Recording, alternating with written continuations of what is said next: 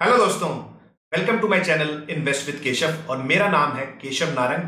And इस video में आज हम बात करने वाले हैं बेसिकली क्या आपको क्रिप्टो करेंसीज के अंदर इन्वेस्ट करना चाहिए। क्या आपको क्रिप्टो करेंसीज के अंदर भी स्टॉक मार्केट की तरह जिस तरीके का आप स्टॉक मार्केट के अंदर पोर्टफोलियो बनाते हो, क्या उसी तरीके से आपको क्रिप्टो करेंसीज का भी एक पोर्टफोलियो बनाना चाहिए।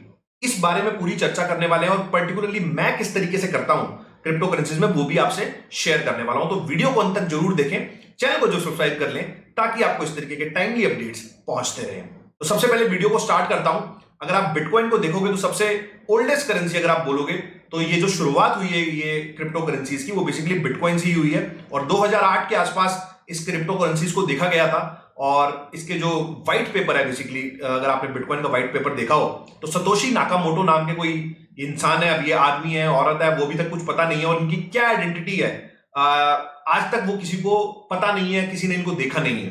लेकिन व्हाइट पेपर जो है उसके अंदर ऐसा लिखा गया है कि बेसिकली ये peer to peer money transfer system है जिसके अंदर विदाउट इन्वॉल्विंग द बैंक आप फंड को एक जगह से दूसरी जगह भेज पाओगे।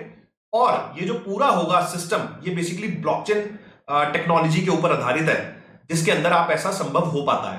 अब प्राइस वाइज अगर बात करता हूं बिटकॉइन की तो 2009 से इसका प्राइस अगर आप देखोगे तो लगातार इंक्रीज हो रहा है और आज जब 2025 में मैं वीडियो बना रहा हूं तो अभी जो प्राइस है वो बेसिकली लगभग इंटरनेशनल मार्केट में कुछ 75-80 हजार डॉलर के आसपास है और इंडियन मार्केट में 70 से 80 लाख रुपए के बीच में इसका प्राइस है।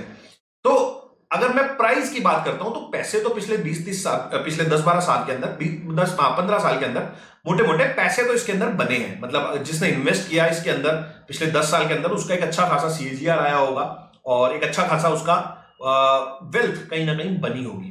लेकिन क्या अब यहां से भी पैसा ऐसा बनने वाला है या फिर क्रिप्टो करेंसीज यहीं से खत्म हो जाएंगे, इस बारे में थोड़ा सा डिस्कस करते हैं। तो जिस तरीके से आप स्टॉक पोर्टफोलियो बनाते हो और वो भी आपको इसमें बनाना चाहिए वो भी थोड़ा सा डिस्कस करते हैं। तो सबसे पहले जो पॉजिटिव बातें हैं, अगर आप पॉजिटिव देखोगे तो एक नई टेक्नोलॉजी है, किस तरीके से परफॉर्म करेगी वो भी पता नहीं है, तो एक रिस्क फैक्टर कहीं ना कहीं हाई है।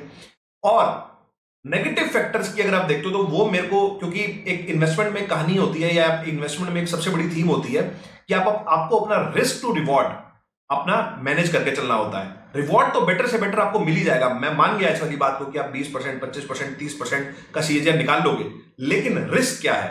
तो रिस्क की बात करता हूं मैं यहां पर सबसे पहले आपसे। तो इंडिया में अगर आप पर्टिकुलरली देखोगे तो इंडियन गवर्नमेंट इससे अभी तक तो कुछ खास खुश नहीं रही है और इंडिया में इसके ऊपर जो टैक्सेशन सिस्टम है तो दो तरह के टैक्सेस हैं। जब भी आप यहाँ पे बिटकॉइन किसी भी जो भी एक्सचेंज है उसके ऊपर सेल करते हो तो 1% का तो आपको सीधा सीधा टीडीएस लग जाता है। तो मतलब अगर आपने 1 लाख रुपए का कहीं ना कहीं सेल किया अगर बिटकॉइन तो 1% तो आपका सीरियस ये जो ट्रांजेक्शन करने में 1% लग जाएगा। दूसरा, जो गवर्नमेंट है वो बेसिकली आपको आपके लॉसेस को आपको सेट ऑफ नहीं करने देती। आप अगर प्रॉफिट में होंगे तो गवर्नमेंट को हमेशा पैसे टैक्स के रूप में 30% देके जाएंगे, लेकिन लॉसेस को आप उससे एडजस्ट नहीं कर सकते। मेरा कहने का मतलब ये है, जिन लोगों को समझ नहीं आया हो, मान लो आपने एक साल के अंदर 50 ट्रेड्स लिए, 50 में से आपके 30 ट्रेड्स प्रॉफिटेबल थे। ट्रेड लेने से मेरा मतलब है आपने कुछ बाय या सेल किया और 30 बार आपको प्रॉफिट हुआ और 20 बार आपको लॉस हुआ। मान लीजिए 30 बार अगर आपको प्रॉफिट हुआ है तो मान लो आपको 10 लाख का प्रॉफिट हुआ और जो लूजिंग ट्रेड थे जिसमें आपको जब आपने सेल किया तो आपको पैसा लूज हुआ वो लेट से 5 लाख रुपए था। तो जब आप स्टॉक मार्केट में काम करते हो तो आपको 5 लाख रुपए जो आपका नेट पीएनएल होता है उसके ऊपर ही टैक्स देना पड़ता है। लेकिन क्रिप्टो करेंसीज के अंदर अगर आप देखते हो तो आपको पूरे के पूरे 10 लाख रुपए में जो प्रॉफिट है उसके ऊपर टैक्स देना पड़ता है। तो गवर्नमेंट प्रॉफिट में आपके साथ है लेकिन लॉसेज में आपके साथ नहीं है। और आपको जैसे स्टॉक मार्केट में 7 ईयर्स तक उसको आप कैरी फॉरवर्ड भी कर पाते हो, इसके अंदर आप इसको कैरी फॉरवर्ड भी नहीं कर पाओगे। तो अनलेस और अनटिल आप लेके इसको भूल जाने वाले हो, 5-10 साल 15 साल नहीं बेचने वाले हो, तभी आप इसको थोड़ा सा बाईपास कर पाओगे। लेकिन अगर आप इसके अंदर कुछ ट्रेडिंग बेस्ड या फिर कोई अपॉर्चुनिटी बेस्ड काम करना चाहते हो तो वो काफी डिफिकल्ट है, पर्टिकुलरली अगर आप इंडिया की तरफ से देखोगे तो। अब ऐसा इंसान कोई हो सकता है जो बोले कि मैं तो लेके इसको बैठना चाहता हूं। अब अगर आप लेके बैठना चाहते हो तो स्टोरेज का एक बहुत बड़ा इशू है। अब स्टोरेज का इशू ये है कि अगर आप देखोगे तो पिछले 3-4 साल के अंदर एक तो हमारे इंडिया में ही केस है जो वजीर एक्स वाला केस था। तो वजीर एक्स एक एक्सचेंज होता था जिसमें बिटकॉइन और ये सब क्रिप्टो करेंसीज ट्रेड की जाती थी और आप वहां पे उसको लेके बैठ सकते थे। लेकिन 2000 करोड़ का कहीं ना कहीं वहां पर थेफ्ट हुआ उसके ऊपर अटैक, साइबर अटैक के अंदर, और सारे क्रिप्टो करेंसीज कहीं ना कहीं वहां से जो लोगों के हार्ड अर्न मनी था वो कहीं ना कहीं उस स्कैम के अंदर, आप वो स्कैम है या जो भी है, उस थेफ्ट के अंदर कहीं ना कहीं बर्बाद हो गया। उसी तरीके से आप इंटरनेशनल देखोगे तो FTX करके एक एक्सचेंज होता था 2011 आई थिंक 21-22 की बात है। तो वहां पर एक वो लार्जेस्ट क्रिप्टो करेंसी एक्सचेंज था, उसके अंदर भी थेफ्ट हुआ। अभी रिसेंट में भी हमने देखा इसी साल के अंदर 2024 के अंदर बिट BNS करके एक एक्सचेंज था, वहां पे भी हमें इस तरीके की चीज देखने को मिली। तो एक जो लॉन्ग टर्म इन्वेस्टर भी है, अगर आप नहीं बाय सेल करना चाहते, एक लॉन्ग टर्म इन्वेस्टर भी हो, तो स्टोरेज का भी काफी ज्यादा इशू है। कई लोग बोलेंगे मैं इसको हार्ड वॉलेट में सेव कर लूंगा। अगर आप क्रिप्टो करेंसीज की ये चीज समझते हैं कि अगर आप वहां से बाय करके किसी हार्ड वॉलेट में रख के उसको अपने घर में रख सकते हो, तो आपका लिंकेज नहीं रहेगा बेसिकली। लेकिन अब आपने इतना बड़ा एसेट बनाना जा रहे हो, अगर आप बड़ा पैसा इन्वेस्ट करने जा रहे हो, तो कल को किसको पता चलेगा आप नहीं रहे या आपने किसी को बताया नहीं, तो किसको पता चलेगा कि आपके पास क्रिप्टो करेंसी है। डीमैट में तो एक आपके पास ऑप्शन होता है कि आपका नॉमिनी होता है, उसमें आप उसको पता चल जाता है। अभी तो डिजी लॉकर के थ्रू भी सारे डीमैट अकाउंट्स को लिंक करा जा रहा है। अगर कुछ मिसहैपनिंग होती है तो आपके नॉमिनी को मैसेज चला जाएगा, या परिवार में पता होता है कि हाँ इस इंसान का कहीं ना कहीं एक डीमैट में पोर्टफोलियो है। तो कहीं ना कहीं अगर आप देखोगे बेसिकली, तो वहां एक आपके पास एटलीस्ट सेफ्टी नेट है। यहां तो आपके पास सेफ्टी नेट ही नहीं है अगर आप बड़ा इन्वेस्टमेंट कर रहे हो। ये एक मेजर इशू है। उसके बाद जो एक और बड़ा मेजर इशू मेरे को लगता है वो है रेगुलेशन। अब इसमें पिछले 1-2 साल के अंदर थोड़ा इंप्रूवमेंट हुआ है, पर्टिकुलरली मैं इंडिया की बात कर रहा हूं। एज ऑफ नाउ इंडिया में कोई बहुत बड़ा रेगुलेशन इसके अराउंड नहीं है।